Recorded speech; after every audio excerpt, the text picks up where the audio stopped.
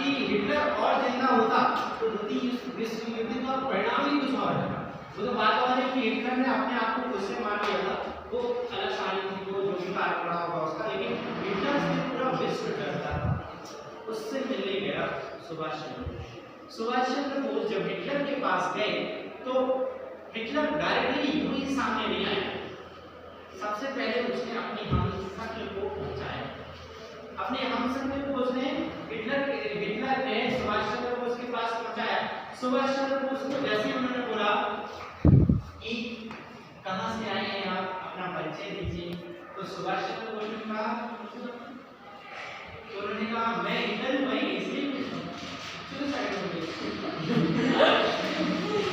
कोई आएगा अपने आप को हिटलर बोलेगा, ध्यान दीजिए, बैठे रहे वो अपनी जगह से उठ गए। फिर इसके बाद दूसरा है उसको कैसे हटा दिया, चलो साइड हो, तुम वो हिटलर भी बात फिर उसके बाद फिर अगला आया, उसको भी ऐसे करके 9 व्यक्ति आ गए हिटलर के हमशक्ल से, और लास्ट में 10वां व्यक्ति आया, वो था असली। वो जैसे ही आए, जो असली हिटलर था वो जैसे ही आए थे, सुभाष चंद्र बोस वहां से हो गए। उन्होंने कहा नमस्कार, हम आपसे मिलने हैं, आप ही कहेंगे। तो फिर हिटलर ने कहा मैं आपको चुपके से देखा था खिड़की से, आप मेरी हमशक्ल को तुरंत पहचाने कि ये हिटलर नहीं है, ये हमशक्ल है। कमाल का हुआ है आपने, हम आपसे प्रभावित हुए, हम आपसे खुश हुए, आपको जो भी मदद चाहिए हम आपकी मदद करें, ऐसा हिटलर ने बोला। तो उन्होंने इतना खुश हुए, तो उस खुशी के कारण हिटलर ने ही सुभाष चंद्र बोस को नेताजी की उपाधि दिया। इतना प्रभावित हो गए थे हिटलर नेताजी से। तो उन्होंने कहा मुझे आपका साथ नहीं चाहिए, आप मुझे सिर्फ और सिर्फ अपनी सेना दे दीजिए। तो सेना कौन सी वाली? जर्मनी में जो हिटलर था ना, वो भारतीय सैनिकों को बंदी बना के रखा था। तो उन्होंने कहा जो बंदी बना के रखे ना आपने हमारे भारतीय सैनिकों को, अंग्रेजों ने जो आपको दिए वो उनको दे दो। तो भारतीय सैनिक जो बंदी बना के रखे थे हिटलर के पास, उनको वापस ले लिया उन्होंने, और कुछ पहले के द्वितीय विश्व युद्ध में थे वो उनको ले लिया।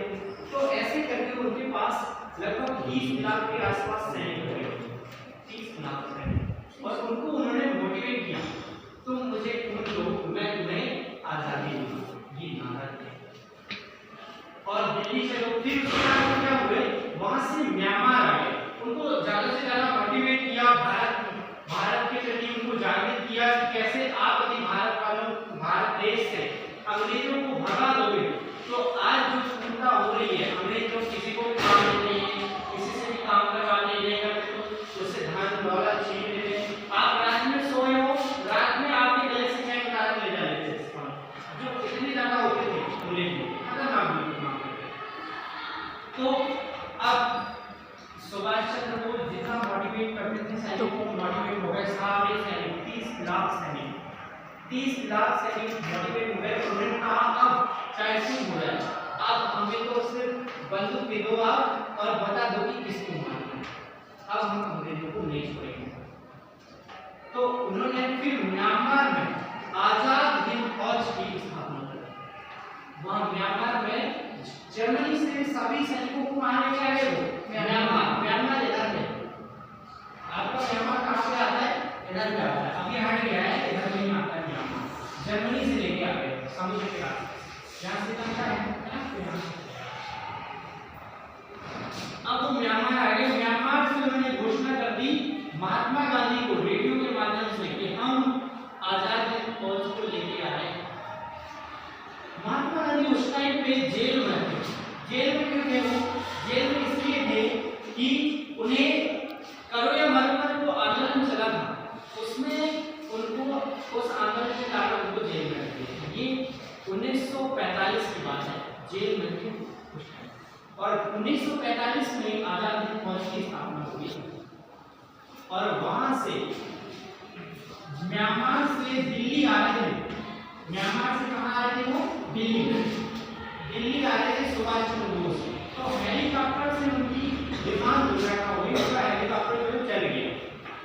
अब वो अंग्रेजों ने चलवाया, अंग्रेजों ने मशीन पहले से खराब कर दिया, नटबोल्ट ढीले कर दिए, क्या कहता जो भी कारण रहा होगा, लेकिन सिर्फ उसने सुभाष चंद्र बोस मारे वो नहीं है, लेकिन उनकी जो 30 लाख की जो फीस है ना, तो जहाज के माध्यम से यहाँ आ रही, यहाँ एक बंदरगाह है, यहाँ से बंदरगाह से फिर यहाँ से तो कहाँ जाएगी दिल्ली। आजादी फौज को कुछ नहीं हुआ, सिर्फ सुभाष चंद्र बोस को। लेकिन सुभाष चंद्र बोस ने जो उनको प्रेरणा दिया था, जो उनके अंदर जोश भर दिया था कि तुम मुझे सुन लो, मैं तुम्हें आजादी दूंगा, इस तरीके से जो जोश भर के रखा था उन्होंने, तो उस जोश की वजह से ये सेना बढ़ते गई दिल्ली की ओर, धीरे धीरे ये सेना बढ़ते गई। ये जो सेना है इसका डर इतना ज्यादा था कि 1945 में उन्होंने अंग्रेज लोग इतने ज्यादा डर गए थे, क्योंकि ये सेना करते क्या थे, चुपके, जैसे अंग्रेज चुपके से वार करते थे, किसी भी भारतीयों को मारते थे, किसी के घर में जाकर घुस जाते थे, ऐसे यही पद्धति अपना लिए थे इन लोगों ने। अंग्रेज जहां भी अकेला दिखा उसको फट से गोली मार देते और उसे छुपा देते। कोई अंग्रेज अकेला दिखा उसको मारे, छुपा देते। तो अंग्रेजों ने देखा कि हो क्या रहा है, भारतीय लोग इतने ज्यादा टैलेंटेड हो गए कि हमको चुन चुन कर मार रहे हैं, यदि हम कुछ और दिन ठहरा तो ये लोग हमको छोड़ेंगे नहीं, क्योंकि आजाद हिंद फौज जो थी ये 2-3 विश्व युद्ध को लड़ चुकी थी, इनको पता था लड़ाई क्या होती है, कैसे लड़ते हैं। जो विश्व युद्ध हुआ था ना उसमें ये लोग लड़ चुके थे, तो पूरे हथियार से लैस थे, कैसे हथियार को चलाना है, कैसे हथियार को रखना है, कैसे सामने वाले को मारना है, ये इनकी ट्रेनिंग मिल चुकी थी। और जर्मनी के जो हिटलर है उन्होंने खुद इनको ट्रेन किया था। ये अंग्रेजों को आराम से पूरे अंग्रेजों को मार सकते, तो इस वजह से पूरे अंग्रेज कांपने लगे, डर गए। तो क्लीमेंट चैटली जो होता है अमेरिका में, सॉरी ब्रिटेन में, क्लीमेंट चैटली ने तुरंत घोषणा कर दिया 1946 में कि हम 1948 तक भारत को आजाद कर देंगे। लेकिन आजाद हिंद फौज की उसने निर्माण अभी आजाद कर दिया। उन्होंने फिर 1946 को ऐसी घोषणा कर दी, तो उस टाइम में क्या हुआ कि हमारे यहाँ के नेता लोगों ने कहा एकदम से आप मत जाइए, हमें पहले नियम बनाने, तो संविधान वगैरह बनने लगा था 1946 से, ना आप लोगों ने संविधान के बारे में पढ़ा होगा। तो 1948 में जाने के लिए बोला था, लेकिन वो 1947 में निकल गई। डर खराब होता है, इतना ज्यादा डर गए थे अंग्रेज 1945 के बाद से, जो आजाद हिंद फौज है उससे इतने ज्यादा डर गए थे, सिर्फ और सिर्फ सुभाष चंद्र बोस की वजह से इतने ज्यादा डर गए थे कि उन्होंने 15 अगस्त 1947 को भारत को छोड़ नहीं दिया। तो 14 अगस्त को रात रात में, तो 15 अगस्त को हम क्या मना रहे हैं, स्वतंत्रता दिवस मनाते हैं, क्योंकि उस दिन वो चले गए। इतना ज्यादा डर था 6% की वजह से सुभाष चंद्र बोस, इसीलिए उनके नाम से आज जन्मदिन मनाई जाती है, उनकी जन्मदिन।